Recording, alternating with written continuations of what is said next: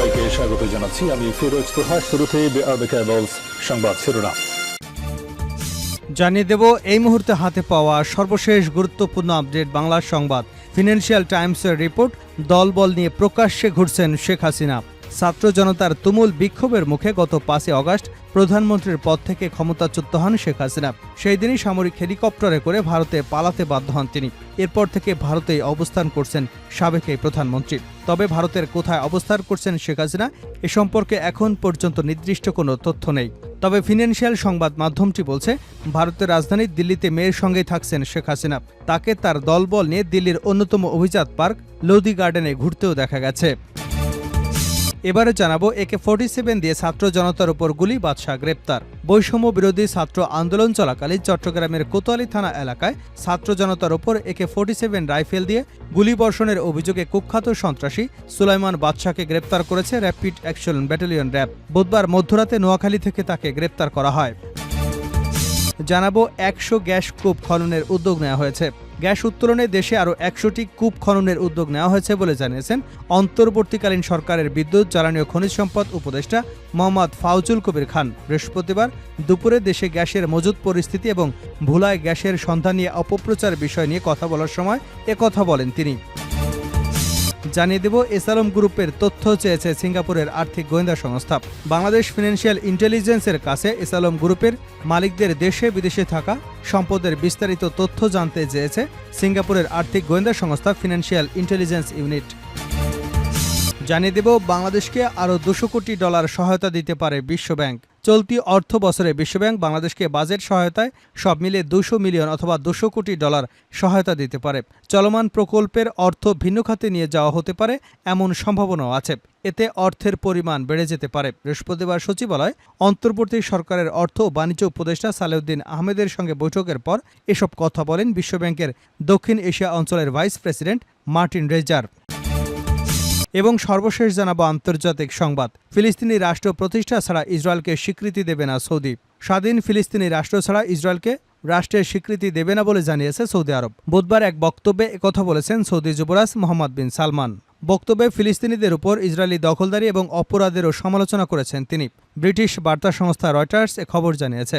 এতক্ষণ শিরোনাম শুনছিলেন, এবার বিস্তারিত।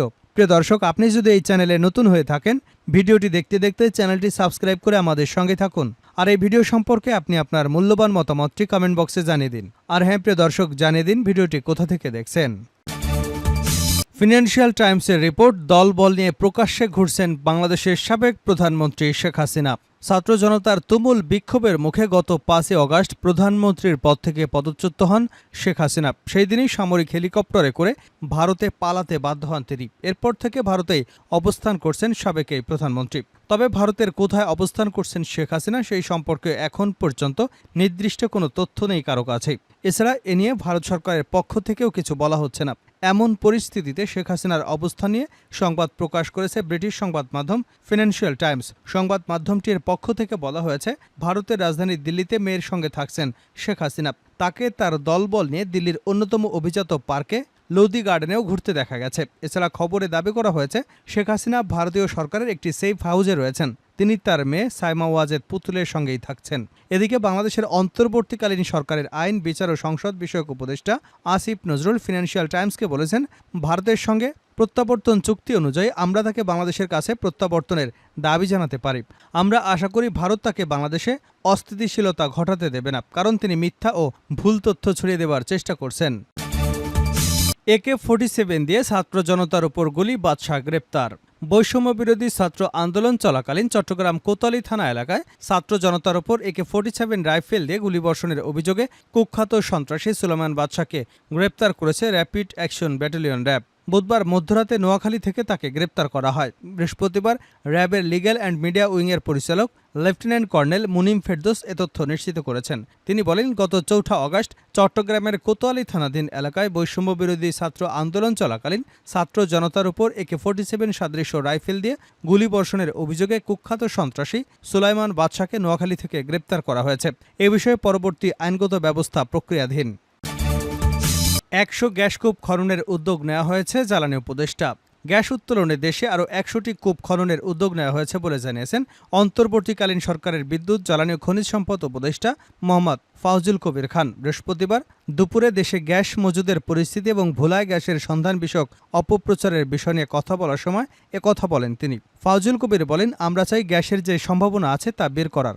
এখন থেকে উন্মুক্ত প্রতিযোগিতা ছাড়া কোনো প্রকল্প গ্রহণ করা হবে না এবং টেন্ডার দেওয়া হবে না। অতীতে যে চুক্তি হয়েছে তা পর্যালোচনা করা হবে। প্রতিটি চুক্তিতে ভালো কিছু বিশ্বাসের বিষয় থাকে, কিন্তু কোথাও কোথাও ধোঁকা দেওয়ার বিষয় রয়েছে। তাই দুটি কমিটি করা হয়েছে যা চুক্তিগুলো পর্যালোচনা করবে। লোডশেডিং কয়েকদিন বেড়েছিল, এখন কাটিয়ে উঠেছে। আমদানি করা বিদ্যুৎ বিল পরিশোধের বিষয়ে উপদেষ্টা বলেন, আমদানি করা বিদ্যুৎ বিল সহ বিভিন্ন বিল পরিশোধের জন্য এশিয়ান ডেভেলপমেন্ট ব্যাংকের কাছে $1 বিলিয়ন সহায়তা চাওয়া হয়েছে। বিশ্বব্যাংকের কাছেও $1 বিলিয়ন সহায়তা চাওয়া হবে। ফাউজুল করিম আরও বলেন, চুক্তি বলবৎ থাকায় রেন্টাল পাওয়ার প্ল্যান্ট নিয়ে আপাতত কোনো সিদ্ধান্ত নয়। চাইলেই চুক্তি বাতিল করা যায় না। এ বিষয়ে বিশেষজ্ঞ কমিটি কাজ করছে, তাদের সুপারিশ অনুযায়ী ব্যবস্থা নেওয়া হবে। ভোলায় 5.1 TCF গ্যাস পাওয়ার কথা সঠিক নয় জানিয়ে তিনি বলেন, এখানে 2 TCF গ্যাস মজুদ আছে। এসালম গ্রুপের তথ্য চেয়েছে সিঙ্গাপুরের আর্থিক গোয়েন্দা সংস্থা। বাংলাদেশ ফিনান্সিয়াল ইন্টেলিজেন্স ইউনিটের কাছে এসালম গ্রুপ এবং এর মালিকদের দেশে বিদেশে থাকা সম্পদের বিস্তারিত তথ্য জানতে চেয়েছে সিঙ্গাপুরের আর্থিক গোয়েন্দা সংস্থা ফিনান্সিয়াল ইন্টেলিজেন্স ইউনিট। BFIUর একজন কর্মকর্তা গণমাধ্যমকে জানিয়েছেন, সিঙ্গাপুরের ফিনান্সিয়াল ইন্টেলিজেন্স ইউনিট থেকে সম্প্রতি তাদের সাথে ইমেইলের মাধ্যমে যোগাযোগ করা হয়েছে। সম্প্রতি গণমাধ্যমে কিছু প্রতিবেদনের পর সিঙ্গাপুর সহ এসালম গ্রুপের বিদেশি সম্পদ নিয়ে তদন্ত শুরু হয়েছে। গ্রুপটি বাংলাদেশের 6টি ব্যাংক এবং একটি আর্থিক প্রতিষ্ঠানের নিয়ন্ত্রণে ছিল। 5 অগাস্ট শেখ হাসিনার পতনের পর এসব ব্যাংকের নিয়ন্ত্রণ হারায় তারা। এসালমের হাতে থাকা ব্যাংকগুলোর বোর্ড পুনর্গঠন করেছে কেন্দ্রীয় ব্যাংক। তবে এসব ব্যাংক থেকে 1 লাখ কোটি টাকা তুলে নেওয়া হয়েছে বলে জানা গেছে। BFIU কর্মকর্তা বলেন, আমরা এসালম গ্রুপ এবং এর মালিকদের সম্পর্কে বিস্তারিত তথ্য প্রস্তুত করছি। সে তথ্য সিঙ্গাপুরের ফিনান্সিয়াল ইন্টেলিজেন্স ইউনিটের কাছে পাঠানোর প্রস্তুতি নেওয়া হচ্ছে। বাংলাদেশকে $200 কোটি দিতে পারে বিশ্বব্যাংক। চলতি অর্থ বছরে বিশ্বব্যাংক বাংলাদেশকে বাজেট সহায়তা সহ সব মিলে $2 বিলিয়ন অথবা $200 কোটি সহায়তা দিতে পারে। চলমান প্রকল্পের অর্থ ভিন্ন খাতে নিয়ে যাওয়া হতে পারে এমন সম্ভাবনাও আছে। এতে অর্থের পরিমাণ বেড়ে যেতে পারে। বৃহস্পতিবার সচিবালয়ে অন্তর্বর্তীকালীন সরকারের অর্থ ও বাণিজ্য উপদেষ্টা সালেউদ্দিন আহমেদের সঙ্গে বৈঠকের পর এসব কথা বলেন বিশ্বব্যাংকের দক্ষিণ এশিয়া অঞ্চলের ভাইস প্রেসিডেন্ট মার্টিন রেজার বলেন, উপদেষ্টাদের সঙ্গে কাঠামোগত সংস্কার, ব্যাংকিং খাতের সংস্কার নিয়ে কথা হয়েছে। বিশ্বব্যাংক বাংলাদেশের অন্তর্বর্তী সরকারকে এসব কাজে সহায়তা করবে। তিনি আরও বলেন, বিশ্বব্যাংক বাংলাদেশের দীর্ঘদিনের অংশীদার। এই অঞ্চলে বাংলাদেশ বিশ্বব্যাংকের সবচেয়ে বড় এবং ঘনিষ্ঠ অংশীদার। আমরা এই অংশীদারিত্ব অব্যাহত রাখতে চাই। সহায়তা প্রসঙ্গে মার্টিন রেজার বলেন, দেখুন, এসব বিষয়ে চূড়ান্ত সিদ্ধান্ত হয় পর্ষদ থেকে। তাদের পক্ষ থেকে আমাদের পক্ষে অঙ্গীকার করা সম্ভব নয়। আমি অঙ্গীকার করলে তা বিষয়টি ভালোভাবে নেবেন না। তিনি আরও বলেন, চলতি অর্থ বছরের জন্য $2 বিলিয়ন বা $200 কোটি সহায়তা দেওয়ার বিষয়টি খতিয়ে দেখা যাচ্ছে। এর মধ্যে কিছু দেওয়া হবে বাজেট সহায়তা হিসেবে, বাকিটা দেওয়া হবে বিভিন্ন গুরুত্বপূর্ণ প্রকল্পে, যেমন স্বাস্থ্য, জ্বালানি খাত। এছাড়া বাংলাদেশের সরকারি চাহিদা অনুযায়ী আরও প্রকল্পে সহায়তা দেওয়া হবে। ফিলিস্তিন রাষ্ট্র প্রতিষ্ঠা ছাড়া ইসরায়েলকে স্বীকৃতি দেবে না সৌদি আরব। স্বাধীন ফিলিস্তিনি রাষ্ট্র ছাড়া ইসরায়েলকে রাষ্ট্রের স্বীকৃতি দেবে না বলে জানিয়েছে সৌদি আরব। বুধবার এক বক্তব্যে একথা বলেছেন সৌদি যুবরাজ মোহাম্মদ বিন সালমান। বক্তব্যে ফিলিস্তিনিদের উপর ইসরায়েলি দখলদারি এবং অপরাধেরও সমালোচনা করেছেন তিনি। ব্রিটিশ বার্তা সংস্থা রয়টার্স এ খবর জানিয়েছে। সালমান বলেছেন, পূর্ব জেরুজালেমকে রাজধানী করে একটি স্বাধীন ফিলিস্তিনি রাষ্ট্র প্রতিষ্ঠা করতে চায় সৌদি আরব। এই লক্ষ্য পুরো না হওয়া পর্যন্ত আমরা অক্লান্ত প্রচেষ্টা চালিয়ে যাব। আর আমরা অঙ্গীকার করছি যে ফিলিস্তিন রাষ্ট্র ছাড়া ইসরায়েলের সঙ্গে কোনো কূটনৈতিক সম্পর্ক স্থাপন করা হবে না। শুরা কাউন্সিলে দেওয়া ভাষণে এই বক্তব্য করেন যুবরাজ। বাদশাহ সালমানের পক্ষ থেকে বার্ষিক এই বক্তব্য প্রদান করেন তিনি। ভাষণের আগে যুবরাজের সামনে শপথ গ্রহণ করেছেন শুরা কাউন্সিলের সদস্যরা। নাম প্রকাশে অনিচ্ছুক দুটি সূত্র জানিয়েছে, তেল আবিবের সঙ্গে রিয়াদের স্বাভাবিক সম্পর্ক স্থাপনে ওয়াশিংটনের প্রচেষ্টাকে উপেক্ষা করা হচ্ছে। এর নেপথ্যে রয়েছে গত অক্টোবর থেকে শুরু হওয়া ইসরায়েলি আগ্রাসন।